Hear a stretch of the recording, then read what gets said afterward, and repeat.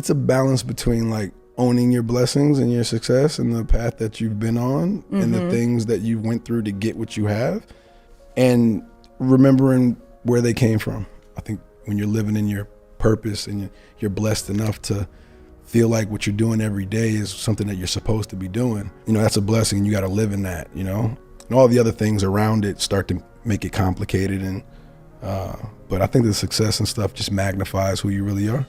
I think about legacy a lot. When you think about things you want to be a part of, and not just a flash in the pan, something that's going to stand, withstand the test of time, that's going to be around longer than my physical body is. Life's short. So you think about how you want to be remembered. Who did I help? Who did I put on? Who did I nudge in the right direction so they can achieve their dreams?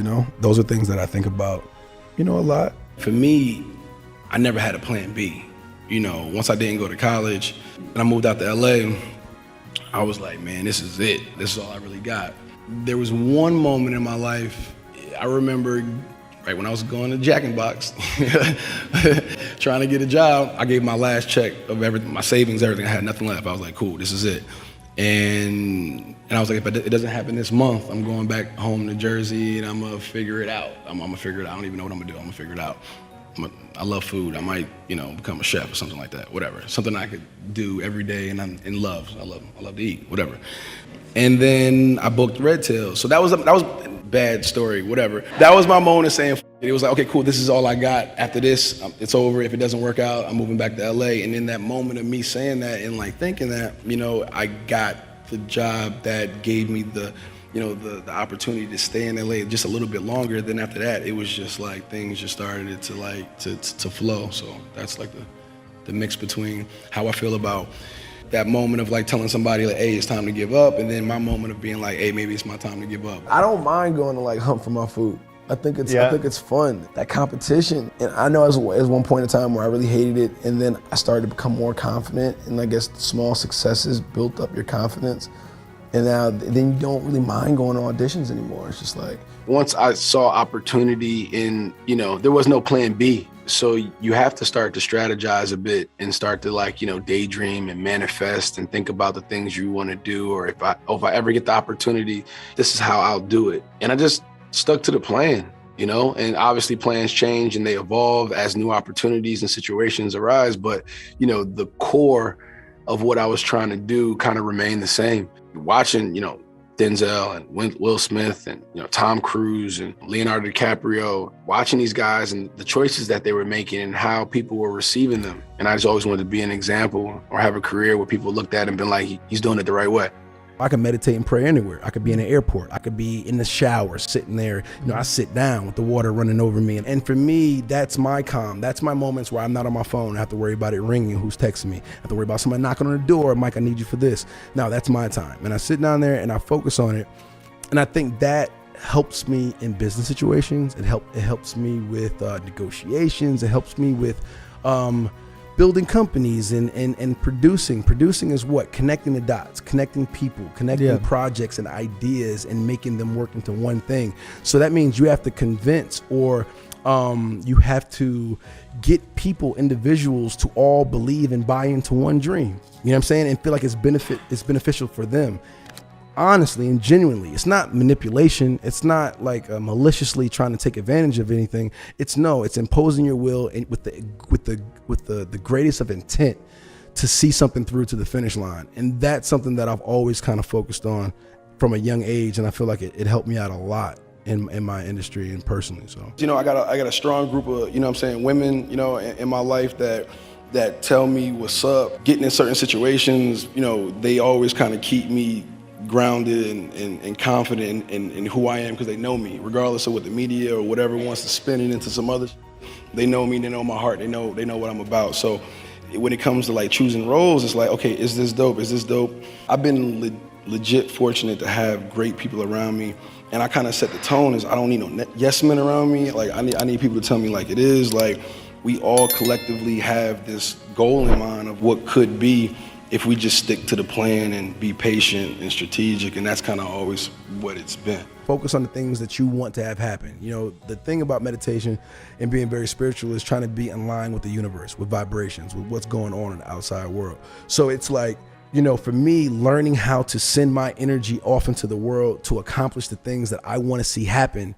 So when I step out there, when I leave my home, when I step out into the world, it's already working. You know what I'm saying? My energy is already out there laying the groundwork for me to just to walk in. And then when I get there, a lot of the work's already been done for me because I already sat there, I meditated on it, I put it out on the universe. I imposed my will on the universe. I'm a workaholic. I'm obsessed with what I do, you know, to the top level. I don't really have that much of a social life because I'm always like working and conspiring on, you know, how to make something work. How do I put the pieces together? It's something that I really, really, truly care about. I think everything within moderation, you know what I'm saying? So I definitely believe that. But if you didn't go through that time in your life where you were working hard and feeling like you had to put those hours in the gym, if you put those hours in the studio and be around your craft, how could you have the work ethic that you have now and have the mind to know that I want to work a little bit less or I could work smarter and not as hard? You know, because so many people are lazy nowadays. Nowadays, you have your phone. We're in a culture where nobody really works hard. They have instant success. They could do a video right now that goes viral and the next week and they're famous and they have money and they get money for posts and they can survive off that. So it's like, I think we live in a society nowadays where hard work is lost. And that realization of, you know, mortality and people move on and life goes on, you know, and people might forget about you in moments of time. Doesn't mean that you're not important. Doesn't mean that the love or that bond or that relationship wasn't there. It just, there's the reality of that. So that fear is something that I think in moments pushes you to make your life worth it, you know, to make every moment count, to leave something behind that you could be proud of, that other people could look to and be, you know, inspired by. I know me, I'm learning things for the first time that a lot of my family hasn't had the opportunity to be exposed to. So that pressure of knowing that and not caring about it, I think is irresponsible. So, you know, yeah, there's a motivation of, yeah, I want these nice things, or yeah, I want to be comfortable. But it also comes in as like, yo, I can't even enjoy this comfort if my family's not straight. Like, what do I look like living here, feeling like this, having these things? It would mean nothing. If they don't have that and are able to share these experiences with me. And then it trickles down to the bigger picture of like, you know, when I do have kids, when I do have, you know, grandchildren and this and that, and how do I make sure that they don't have to burden the things that I've had to experience growing up and starting over and having, you know, just all those things. I never chased money. Like, money has never been my thing. It's always been like, I want to like build something. You know what I'm saying? I want to build something that lasts forever. How do I become leading man? It's like, okay, cool. I got to like do projects that's constantly put me in this light, or like moving me in such a way where I'll always be respected in a certain sense. You know what I mean? And I never wanted to play stereotypical roles, you know? And even the ones that I did play, they stood the test of time. How do I become universal? That's always been my thing. Is like, I wanted to be universal. I wanted to be international. International is kind of something I've always thought about. Why doesn't the stereotype of black films or black actors don't travel overseas? Something really bothered me. And I was like, damn, well, how do I get around that?